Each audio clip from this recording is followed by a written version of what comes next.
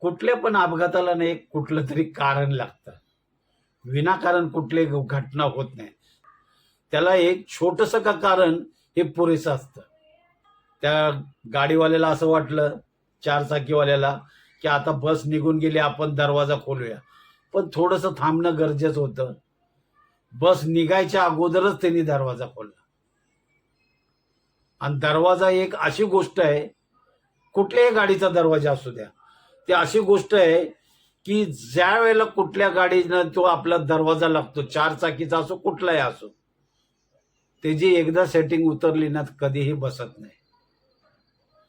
इथं थोडंसं थांबलं असतं ना, ती गाडी निघून जाईपर्यंत. असा पण तो थांबलाच होता ना, गरज नव्हती. खरं म्हणजे दरवाजा उघडण्याची खरी गरज नव्हती. बस जाऊ द्यायची होती, नंतर त्यांनी दरवाजा उघडला असताना तरी चाललं असतं. पण बोलतात ना, लोकांना घाई नडते आणि घाईपोटीच असे काहीतरी अपघात होतात. तुमच्यावर कधी असं झालं असं तर नक्की कमेंटमध्ये सांगा.